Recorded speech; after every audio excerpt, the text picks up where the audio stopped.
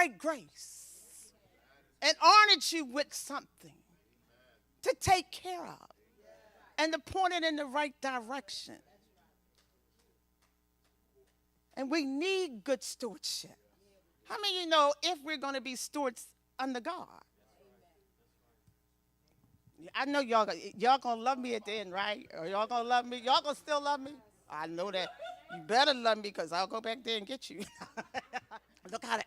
Oh, I got a smile. Look, they looking at me like, who they talking? Who's she talking to? Everybody turning around. Who's she talking to? Because I said a smile. Everybody want to know who I'm looking at. Even the person that I'm looking at. But see, God can tell you something, and you don't know that he's talking to you.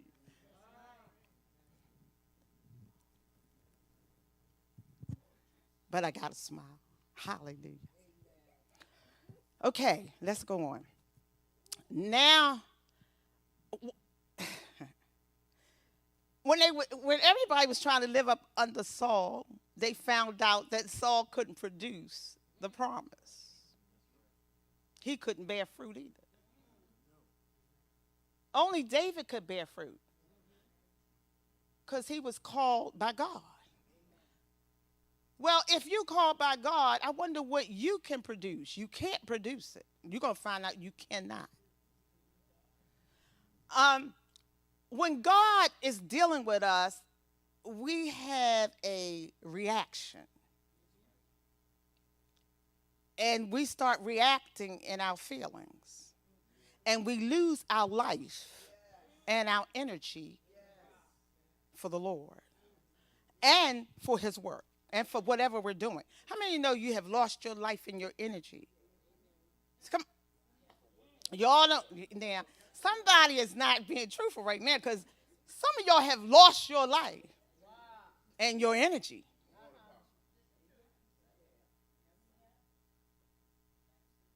He told you that he would do something and he didn't do it when you said he should do it. So you have lost something. You lost it. You lost all your energy. Look at your face. Turn around. Just look at someone's face. Can't you see they have no life and no energy? Come on. Now, I'm not talking about all of you. You.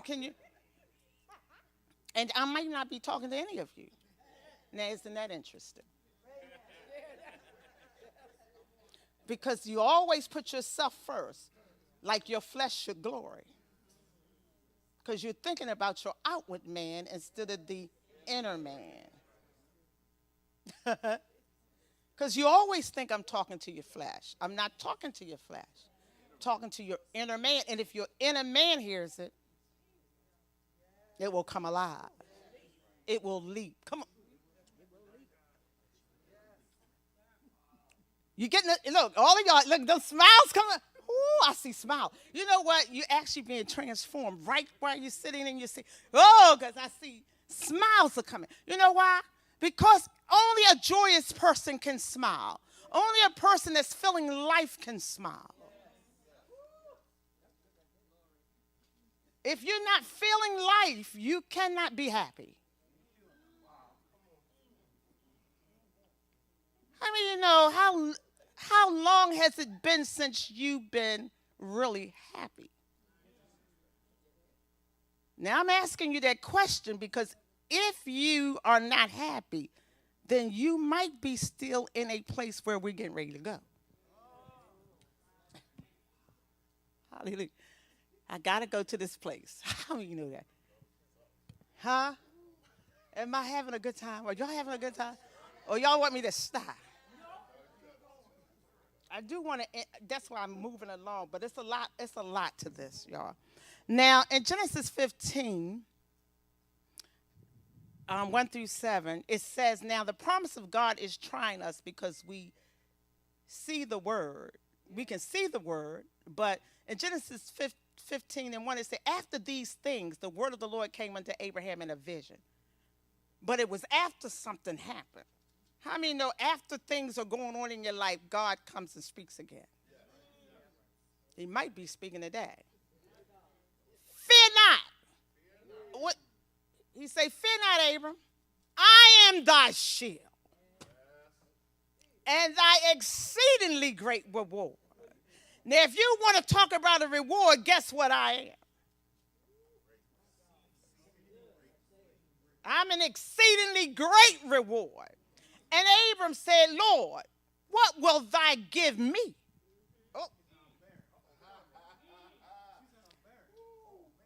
Oh, they talking again.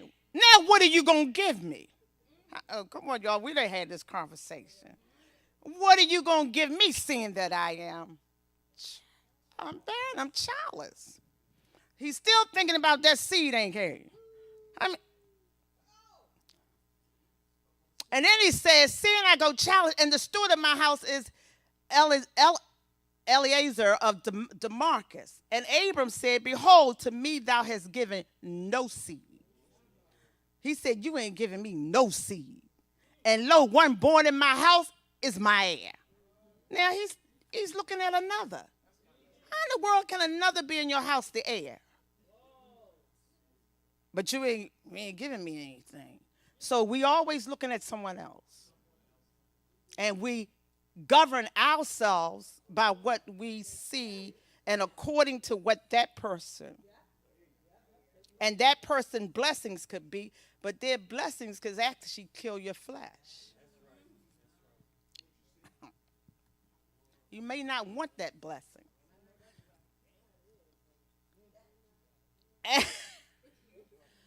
And it says, and behold, the word of the Lord came unto him, saying, so God's talking back to him again.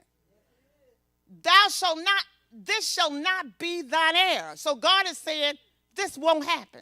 It's not going to happen.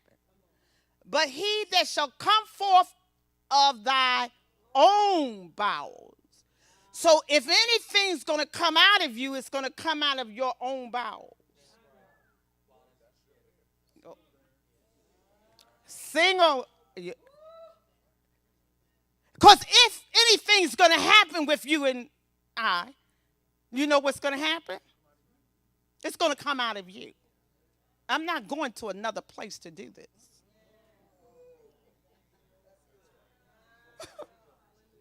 Oh, I tell you, that'll make you happy.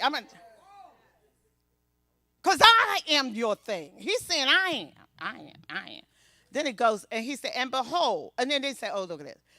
And he says, oh, and he brought him forth abroad and said, look now towards heaven. Now look towards heaven. How many know where you're looking? Now look. Where we need to look now? Oh. We're seated in heavenly places. Now look towards. And tell the stars, anything that's shining.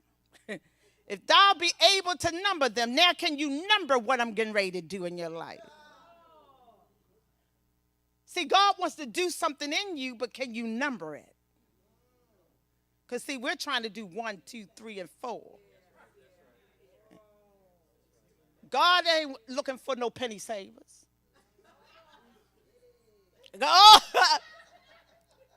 Because we have a poor mentality. But yet we have the wealthiest king in all the heaven and all the earth. Silver and gold is mine. But you looking for me to give you something poor. But I am thy exceedingly great reward. Hallelujah. Now look at this. Did he say, if thou be able to number them? And he said unto them, surely thy seed be. The seed will be. And he believed. And he believed. And he believed. And he believed in the Lord. And he counted to him. See, when you believe in God, that makes you perfect.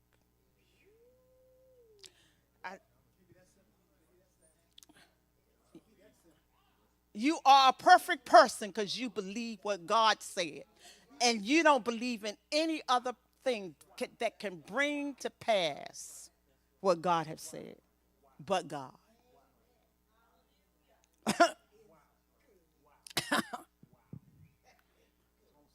God's not looking for something else to bring forth his seed in us. We are the air. We are the seed. We are the sun.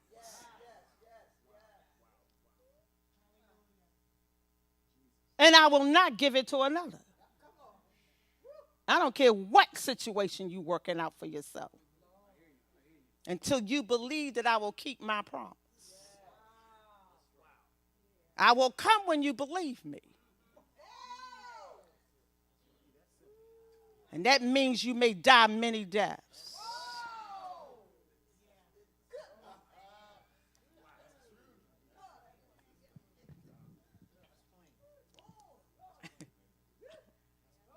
We're going to settle this thing in the scripture.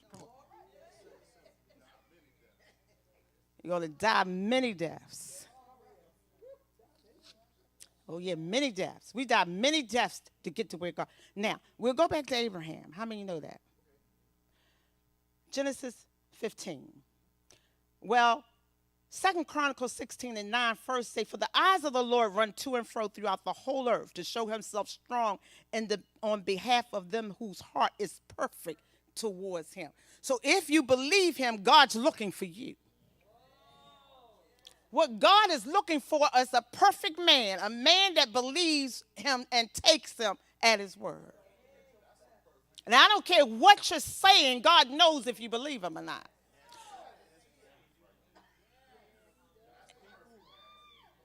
And he knows when we worked it out and when he has.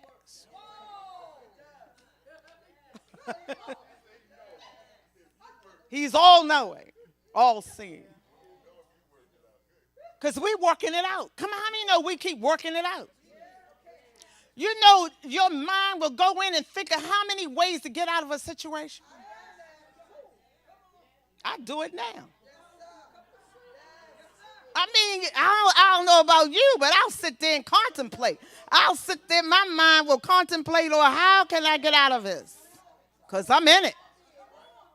And I'm in it to win it, but I'm going to get over it. Then I'm looking for a victory, but that victory might not necessarily come from God. It might be my victory. And because it was my victory, I'll try it again.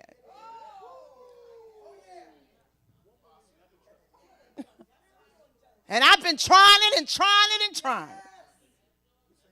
But it's my victory. And I glory in my flesh. I be up here, woo, yeah. I got over that time. Woo, thank you, Jesus. He said, what are you thanking me for? I ain't do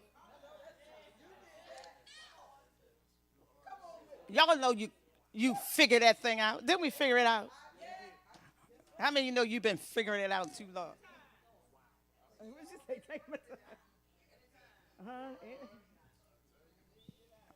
Come on, because there's a song say, work it out. Yeah, work it out. And God is saying, I ain't looking for you to work nothing out. Work it out. Yeah. Come on. Let's look at this. And then, see, but Genesis 15, I don't want to read it all. But we find that Abraham is brought into a place that he got to do some sacrificing. Now, God is bringing him in a place of sacrificing because he began to take a heifer. He began to God began to tell him, the place you need to be is in a place of prayer and sacrifice. You need to offer up something to me. First, your body. I mean, yeah, because see, we think we got to do a heifer. See, we'll offer him up something, but it's not me that I will sacrifice. I will sacrifice someone else or something else, but it might not necessarily be me. How many of you know it doesn't have to be you? Genesis 8:20 say, even Noah built an altar unto the Lord. If you go back and look at all of them, they kept building altars. Why did they keep building altars? Because every time the Lord did something, they had to sacrifice. So if the Lord is going to do something, I guess we better offer up one. And that's our bodies. Because that's the only thing we can offer up now. As a living sacrifice, acceptable and holy to God. That's only your what service?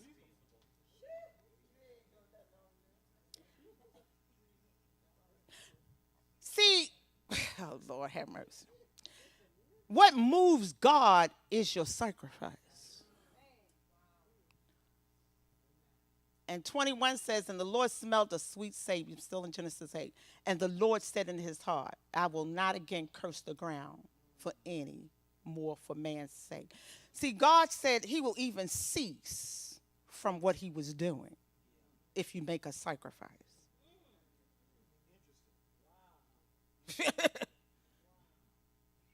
But guess what? We're not willing to make it. So he continues. I think we've been in some places we don't always need to be in. It's just because we won't make a sacrifice. We won't present our bodies. Because he wants that flesh. Now, Psalm 73, David begins to realize this thing too. He said, when I thought to know this, it was too painful for me. See, when you think you know something, it becomes too painful for you. Because, see, I know if I present my body, I know it's going to be painful for me. Because y'all, you know it's painful. And I don't mean necessarily physical pain, but I'm talking about mental anguish. Mental anguish is the worst kind of anguish because you can't get rid of it. Because while Abraham is down there sacrificing the heifers and all of that, he got to blow away the fowls of the air. So anything that is winged, any thoughts, anything that while you're sacrificing, see, while you're presenting your body to God, all of a sudden all these thoughts come. All these winged animals flying around your sacrifice. But Abraham thought about it. He said, I'm going to blow. I'm going to wave them. I fight to make this sacrifice. Hey, I'm not going to let anything touch what I laid down here. Some of us are letting things touch what we are sacrificing. You're getting ready to go into prayer and fasting. Don't let anything touch it.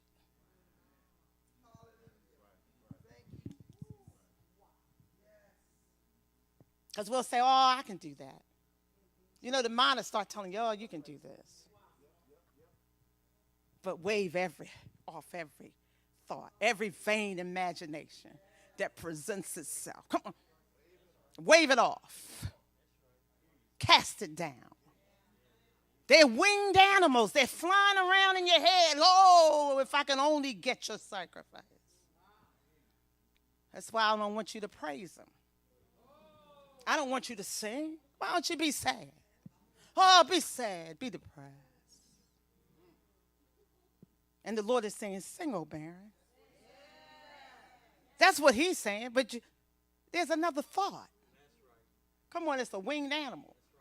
He's flying around. And he's trying to say, can I get a witness? Because it takes two. It takes two, baby. See, it does take two. They need some agreement. Come. If I can get you to agree with me, then you'll come down off of your throne. They offered Jesus bread, but he wouldn't come. And he was fasting. Oh. They tried him as the son, if you be the son. So it's after the air. It's after the sea. Oh. Come. It wants the air because you're in the air to the throne.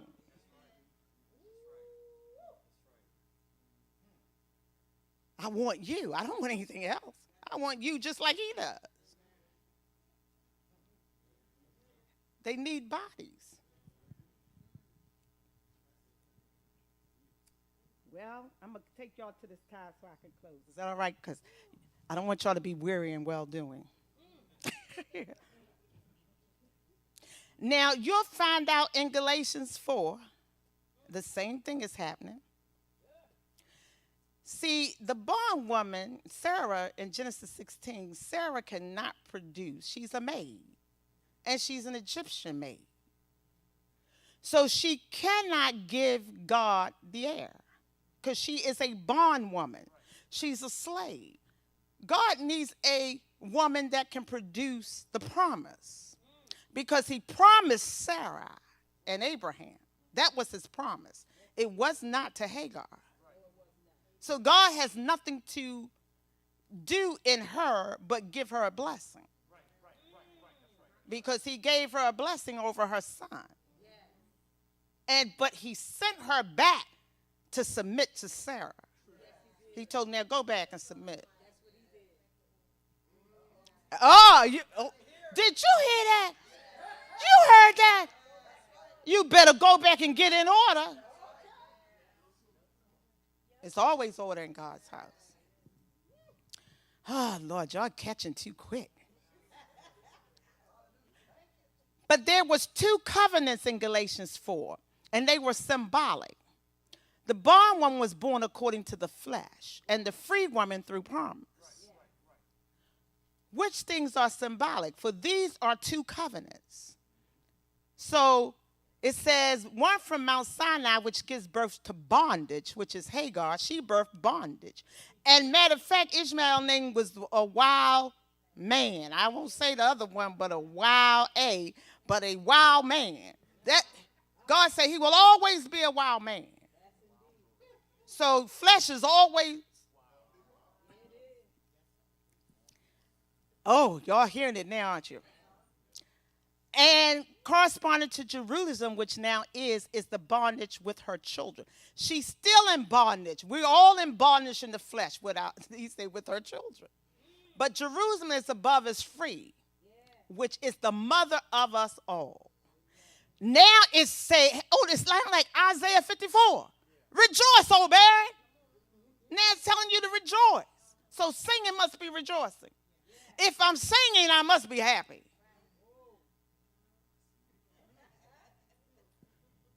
You who do not bear, break forth and shout. You who are not in labor. You're not even in labor. It says, verse 28, now we, brethren, as Isaac was, are the children of promise.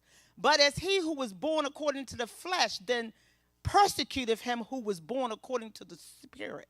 Even so now. So remember we were saying there's always persecution. There's always persecution.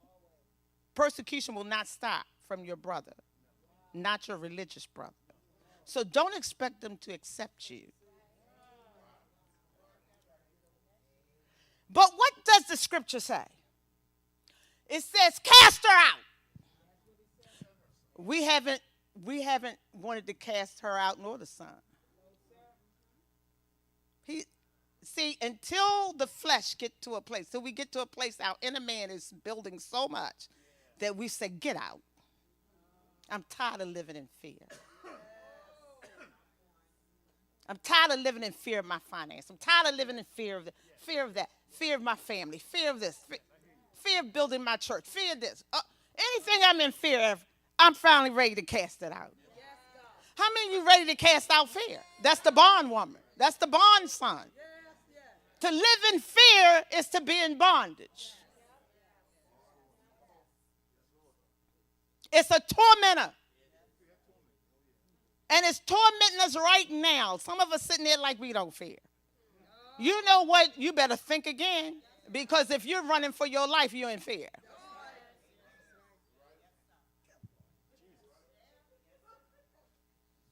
How many of you know you're in fear? Fear of this, fear of that, fear I don't have enough, fear fear that I don't know if I'm going to have a job tomorrow. Fear this, fear that. Oh my God, did you hear what was said?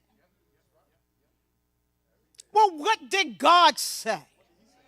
Oh, God, mother, preach.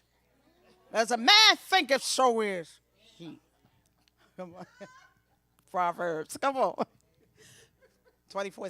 You know that when we get there, it's going to be all right. But let's go somewhere because I know y'all don't want me to touch your money, do you? But I'm going to touch your money there. It needs to be touched. If we're ever going to come into what God has called us, it's time for everything to be touched. Can't have no fear of not touching that. I don't have fear of nothing. That's why I say what I say. Because I'm losing my fear. Fear is a tormentor. You know, people say, you always been confrontational. I say, yes, I have. What? Oh, it's 2 o'clock, y'all. I got to finish. But see, the preachers got before me, right? All the preachers. So it's my turn. No, I accept all the preaching, but I'm saying, but it's my turn. No, I'm getting ready to close. But I'm going to close where it hurts the most. Because that's the only God compares to him. Eh, Oh, yeah, you know there's a sacrifice. Okay. She says she going to hold on. You ain't got to hold on. Your flesh going to be afflicted. And you can go to Genesis 16 for that. See, God will hear your affliction, though. That's what he did. He heard Ishmael's affliction. He'll hear it, but doesn't mean he's going to keep the bond person. Okay, let's go. Okay. But anyway, we know that God goes on to deal with Abraham in Genesis 17 and all those places about circumcision and cutting the flesh of your foreskin. And God said, then I will make a covenant between me and you. We know that we are Jews inwardly, and circumcision is of the heart, Romans 2, and in the spirit and not of the letter, who praises not of men, because you won't get any praise from men, but of God. So I'm saying all of that so when I get down here, y'all won't get me, okay? Okay, yeah, I'm going to set y'all up. Now, I did want to mention this before I do the last part. Can I do that? Just read it. 2 Samuel 15, 1 through 7, and 2 Samuel 15, 1 through 7. And this is a story about Absalom who rose up against his father. And he stood in his father's courts to judge the people. And he would call the men of Israel over to him. And he said, and he stole their hearts. I want you to realize he was an angry son because his father didn't do what he wanted him to do. He wanted his father to get hold of his brother because he raped his sister. But his father never did anything about that because David knew what it was to sin and miss God. But Absalom knew nothing about that, so he hated his father. How many know he despised his father? And he was in his father's house. But he had to flee from his father's house once he killed his brother. And he stayed out for 40 years. And then he said, can I come back? And he told a lie to get back. But there are many Absaloms in the house, angry with their father. You know why they're angry with their father? Because they won't do what you want them to do. How many of you know you upset? How many of you know you're mad with some preacher, some leader? Because they didn't come when you want them to come. Or they didn't respond in the way you thought they should respond. Or they didn't fix it the way you wanted it fixed.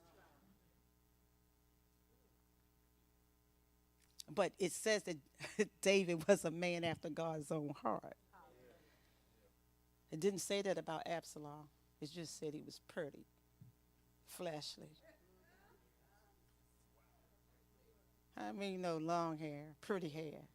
He was in his glory. You know, your hair is your glory. So it said he was in his glory. But he didn't care anything about what his father did. How could he not punish this brother of mine for doing that to his sister? Now, David probably would have handled it differently. All Absalom would have to do was come up and talk to him. But you never see Absalom coming to his father. He did ask him to come. He just did. He was angry. He was always angry. He probably was angry in the house before anything happened. How many of you know you can sit and be angry with people? Your parents, somebody. You're angry. You're just angry. Okay. Now I'm getting ready to hold somebody's hand.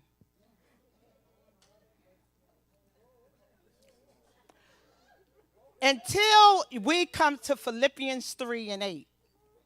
Until we come to Philippians 3, 8 and 11.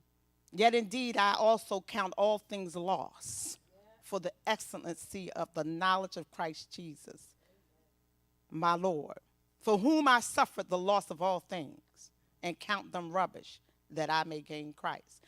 Until we actually come to the knowledge that we count everything as lost and as for dung, there must be an accountability and a response in us to say, I count it all lost. Now, Abraham said some things too that cost him. But he didn't know God would take him at his word as well as God was telling him to take him at his word. How many know when we're talking to God, God takes you at your word too? We both must be taken at our words. Now, Genesis 14, let's go. Just go there with me for a minute. And I don't know if I'll be able to do all of this right here. And how big you know that Hebrews, say Hebrews. He do bruises.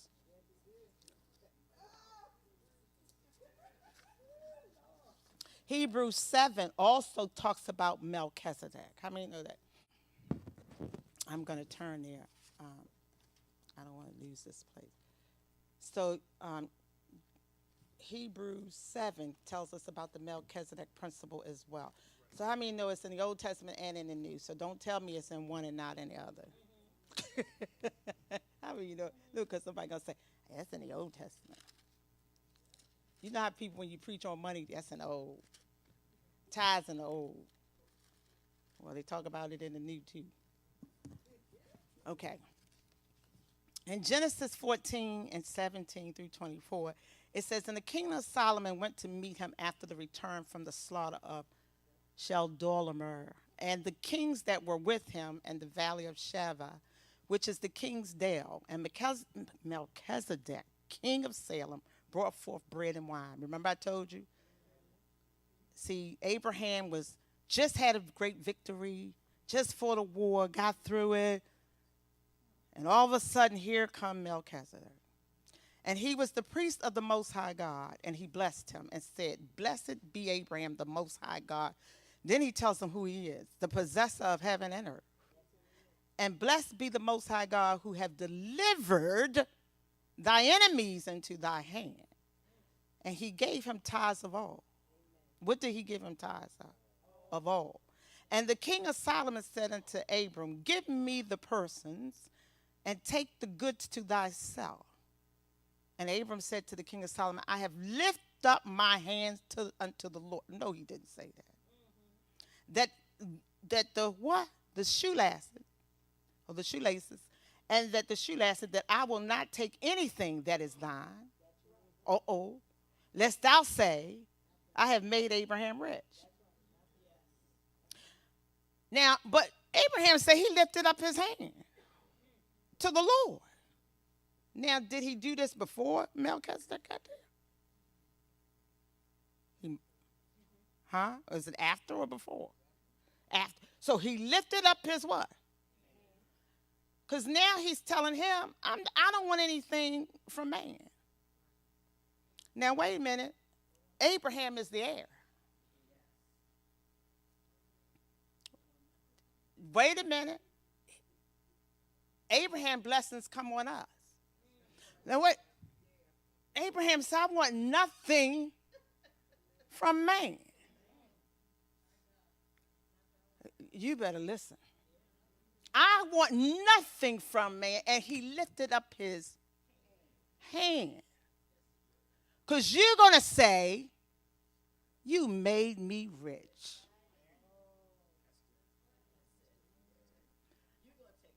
I don't care what scheme we have. If it's our scheme, then we have made ourselves rich.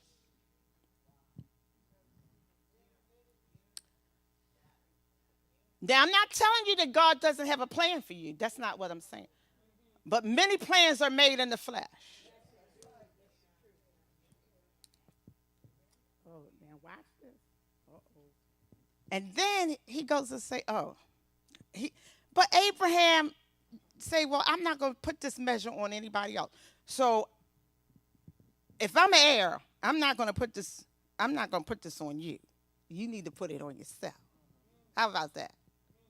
Because I'm an heir. Save only that which the young men have eaten, and the portion of the men which went with me, Aner, Eshol, and Manrich, let them take their portion. So he said, they can take their portion. But as far as me, ain't nobody going to tell me they made me rich. Because what I do know is that nothing shall come of my flesh. Because when God visited him, he was 90-some years old, 100-some years old, and Sarah was 90. So why would God show up after he's been barren all these years? He's gone past the age of producing. So he's gone, they've gone through every idea they have done to try to make it work. I know. You done been through every idea. We've been through everything to make these houses work. Make people help. Come on, Pastor. Make them help. Come on, make them help. Come on, y'all. Make people do something. Come on, try to get them to go through something again and help, because they still don't know their errors and they can't produce nothing, and neither can we.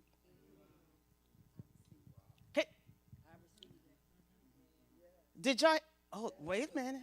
We can't produce anything. We are legitimate heir. I like that. Since I'm a legitimate heir, there's nothing I can produce of myself. I can't even do it for you.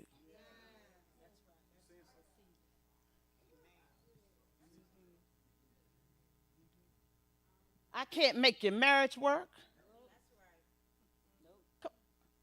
I can't make anybody, I can't even save anybody. I can't save myself. How many know you can't do anything? And every blessing, she responds. And every blessing, oh my God, I'm getting responses from this is good. But every blessing that I've ever received that was the most awesome blessing in the world is one that I had nothing to do with.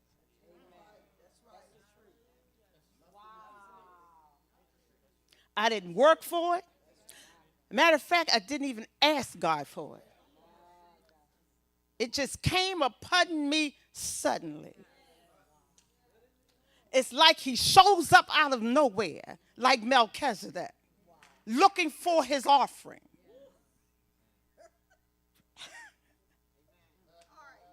Looking for me to be a giver, to give so I can produce gifts.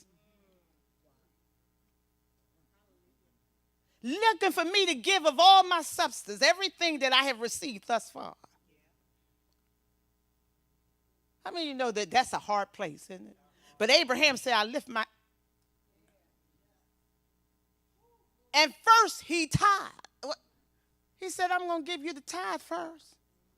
And then I'm going to live. You ain't going to make me rich, because I don't even want a shoelace. I don't want nothing. I don't even want a shoelace from you. Now, that's pretty heavy when you don't even want a shoelace. But he knew he was the heir, and his seed would be the heir. And we're his seed. We're Abraham. Oh, wait a minute, y'all. And I'm a son. I can't reproduce nothing of myself. The only one can reproduce in me is the Holy Spirit, the inner working. And he's the one he decided to take residence. I didn't even ask him for that. Amen. Did you ask him? Because he just came on in. He just came to my house one day and said, hey, let's have a party.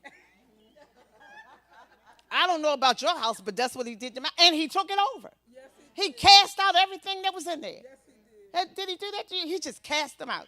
Did he cast them out? He just cast everything out.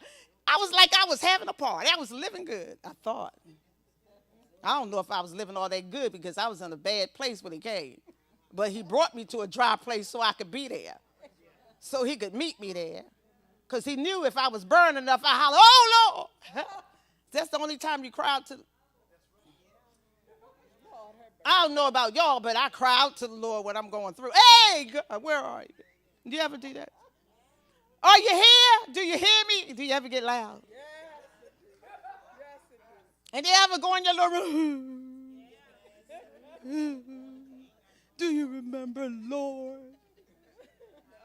Help me. I'm all alone. Nobody knows I'm here. The Lord said, yeah, I do. I put you here. So your roots would run deep. Your roots would run deep. So I'm fighting with God about what he said and trying to pray.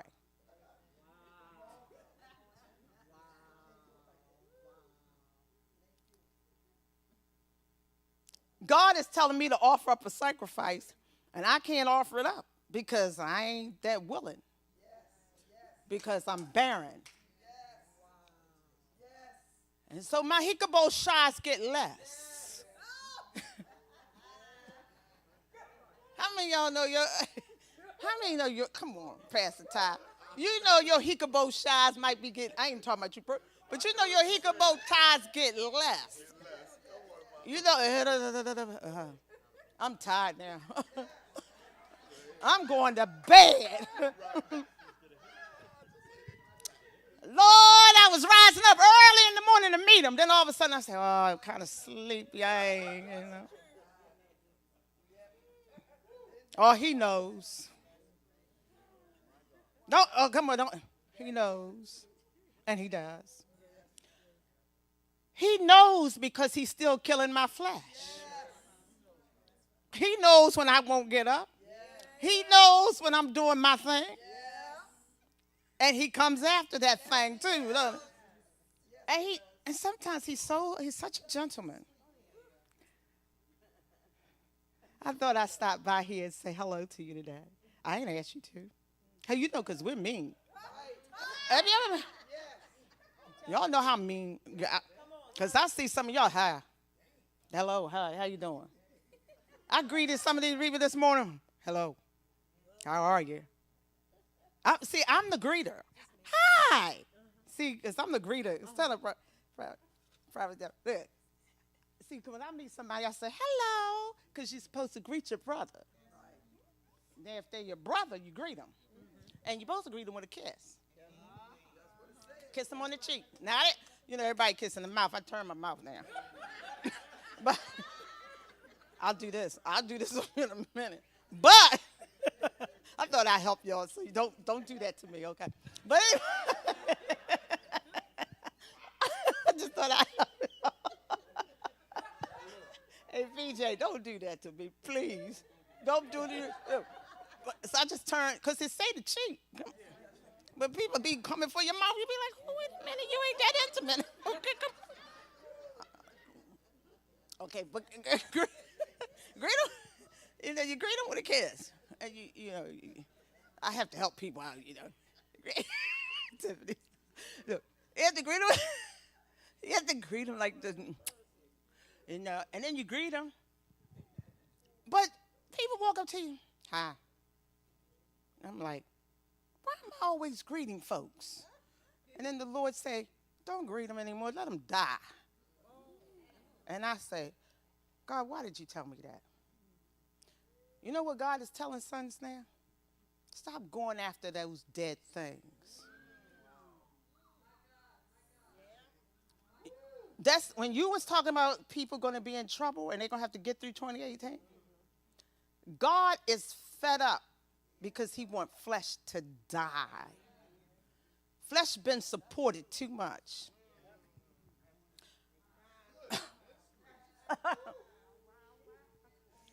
We have a flesh support team.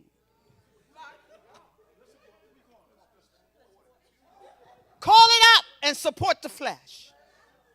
Did you? Y'all know y'all support the flesh. They just my family. They still fleshly.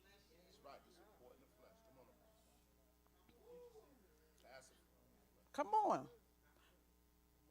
How many of you know that it's going to cost you even more? Because we are actually coming into our maturity. And sons do not have time to deal with fleshly things unless we casting them out or getting people delivered from them. That's the only thing Jesus did. He didn't just sit there with flesh. There's a difference when you're always hanging with flesh, pacifying flesh, trying to make it feel better. You know, I just need a man. Well, then you need one. Or I need a woman. You just need one. But no longer you know what? If I had a better job, I could do so much. No. If God gave you 50 better jobs, you still would spend it all and wouldn't give God what is his. And you know what? Why should he give you anything? You won't give what you're supposed to give when you had it. Now, how many know that he blessed you and you didn't bless him? So why should he give you more? I mean, you know, you can't, how can you have it? You can't do it. God is not going to continue to bless the bond woman nor the son. He's casting it out. He wants it out of his kingdom because God always comes when it's evil. And he looks for his seed. Now, it's evil. These are evil days. So God is here for his seed. Whoever he's going to deal with all these situations in the earth and in the heavens. So God is looking for sons, mature sons, but creation is also looking. It's groaning. Everything is groaning for us. So wherever sons are, wherever they're being made, you are the legitimate heir. And I'm going to tell you something. What God has promised you is now going to become fruitful. If you are a legitimate heir, I'm going to run myself. Because if you are a legitimate heir, you're the one been going through. You're the one been suffering. You're the one have been receiving a death blow to your flesh. You're the one that's been rejected of men. But there's a day when God will avenge his elect. And this is the day of vengeance, saith the Lord. No weapon formed against you shall prosper. And every tongue that was raised up against you, it's going to be judged now. How many?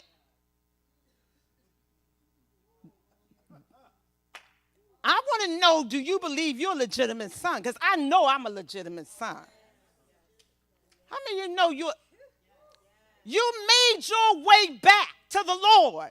When you couldn't find it, you made your way back and say, Lord, I'd rather be a doorkeeper in your house. Come.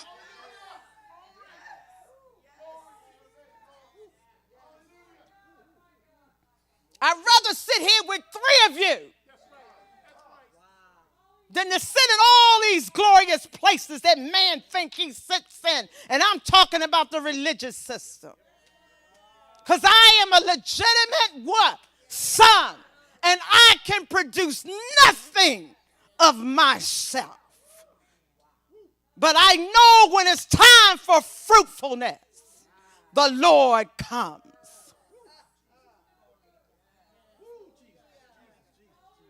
He's draweth nigh. Come. And at the appointed time, come on, Galatians 4. And when the fullness of time had come. Come on. Oh. Come on, y'all. That's where I'm going to end it. Oh, hallelujah. Come on, y'all. Are you a son? I want to know, are you a son of God? And if you are a son, he's maturing you. And that means that we're in another season. That means we're in a new order. We're in a new series of things. God is in the earth. This is the day of the Lord. Matter of fact, they speak of the millennium all the time. But in the millennium, he's king. He's Lord. He's King of Kings. I said he's King of Kings. I said he's King of Kings. He's Lord of Lords. He don't want a babe. He don't want a child. He needs a man, a full-grown man. First the blade, then the ear, then the full corn. Full blade. Come on. How many of you know we've been children for a long time, teenagers running around? But that day is over. How many know that day is over?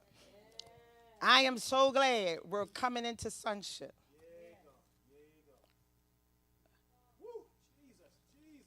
Hallelujah. Come on, y'all. Stand up to the Lord and just tell him as we look at this in the fullness of time, because the fullness of time is now upon you. You are going to produce fruit. Matter of fact, you won't produce it at all. God is going to give you the fruit because it's your season. He will give it to you in your season, and it's your season.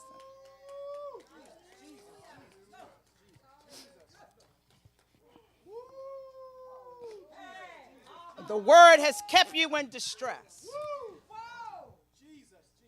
It has kept you depressed. Come on. It has kept you in debt. But there's a day when God say, I have delivered all your enemies into your hand. And Abraham lifted up his hand.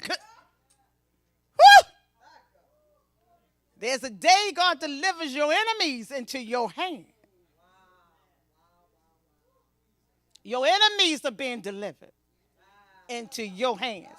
I wonder what you're going to do with your hand now. You're going to worship, because prayer and worship can only come out of a place of sacrifice. The deeper you go in, the deeper your worship comes. God was looking for worshipers, those that would worship him in spirit and in truth. He always seeketh such. He's been seeking them, those that would worship him. And he took us a deep, dark way, because Abraham, it said he fell into a deep sleep. Huh. God will put you in darkness to bring you to a new morning. Go on, but did you say it? See, he's going to bring you to a dawning of a new morning, because he'll knock you out. How many know we've been knocked out, cast down, but not forsaken? What? See, you can hear Paul talking about it. Paul was talking about that thing. He knew something, because he had the knowledge of the Lord in him. Them unsearchable riches, they're past finding out. Huh? Well, let me read this little Galatians. Oh, hallelujah. I hope you heard something. I didn't have touch it, but now I say that the heir, I am my heir. Oh, come on. As long as he's a child, he's no different, nothing from a servant, though he be Lord. Can you hear it? Can you hear? Oh, my God. But he's under tutors and governors until the time appointed of the Father. Even so even so we, when we were children, were in bondage under the elements of the world. Under the elements of the world. But I told you to look towards heaven. Oh, let me stop because I'm going to. But when the fullness of time was come, God sent forth. Wait a minute. When the time came, you always see Jesus coming. But there's a many-membered body. In the fullness of time. But the days have to be evil. He only comes when the days are evil.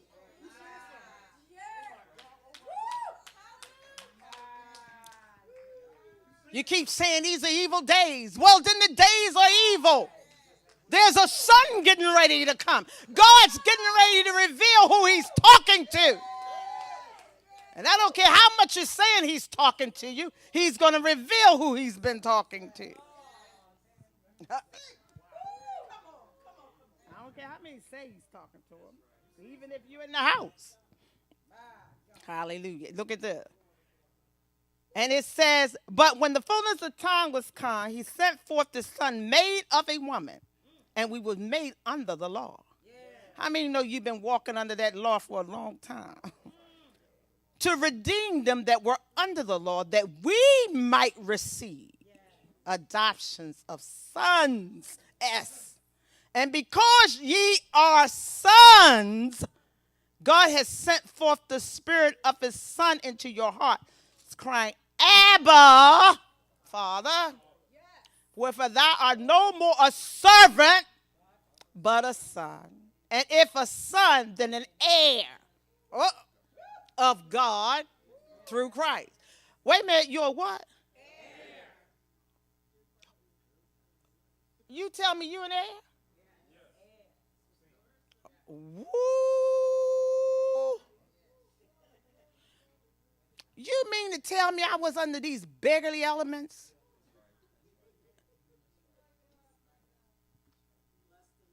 And all of a sudden, God says, I will receive the spirit of adoption. And I cry, Abba, Father, this is the first time that I know he's not angry with me. And I'm not angry with him. And for the first time in my life, I don't see God as my enemy. And I don't see God punishing me because I don't know everything. And I don't know how to serve him and worship him completely. I know that my religious brother will.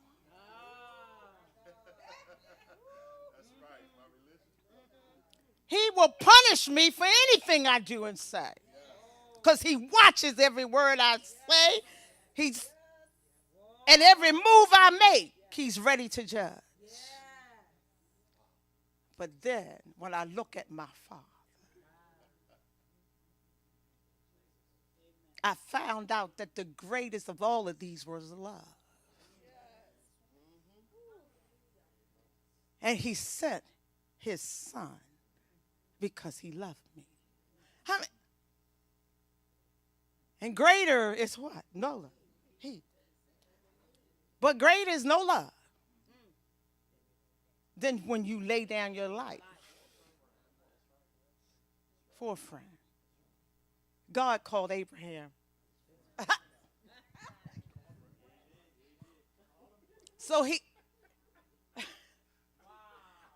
God sees you as a friend, as a son, as a friend.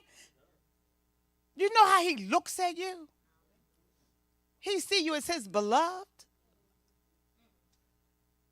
He is not looking at you with anger and guilt.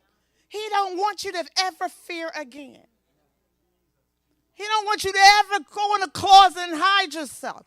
When you make a mistake, he say, confess it. I'll be faithful just to forgive you. Confess it. But we won't continue. God forbid. But I'm just saying that we know how to get up because he's made a way when he rent the veil. How many of you know when God rent the veil? Now I'm going back to the first thing I said. What he did, he rent the veil of our flesh that he could get inside of us so he could walk in us and through us. So the mystery was revealed why he needed to rent the veil of flesh so he could get in. He wanted to get in us.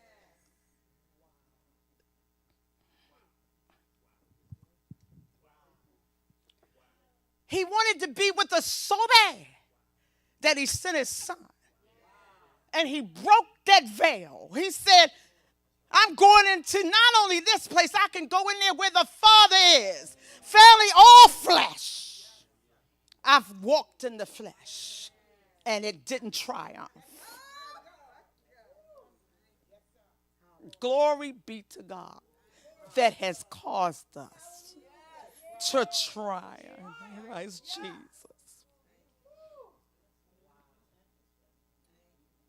We walked. He's walking in us. See, now Adam walked with him. Now he walks with us. In the cool of the day. That was the first Adam. But the second Adam walks with us. He's in us. He's through us. He live and move and have his being. This is a new and living way. Oh,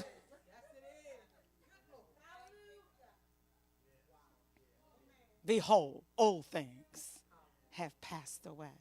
Behold, all things have become new.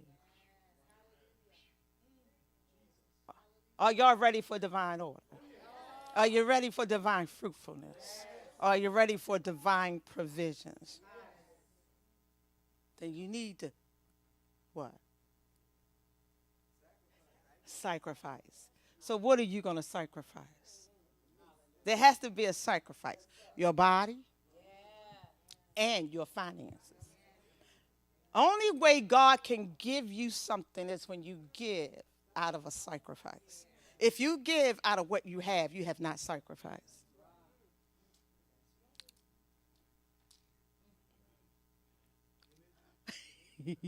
There's no sacrifice in giving what you have. Come on, y'all. Because you count it in. I mean, you know, you sit down to tithe here. Come on, the offering here. All of that is you. But when you give beyond you, that got to be God.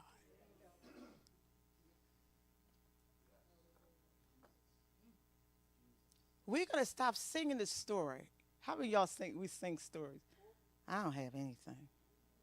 You know, I live below my, I just don't have enough. God saved so big. You named it because you put a name on it. God names everything. God, mother say you don't give that power to it because you named it.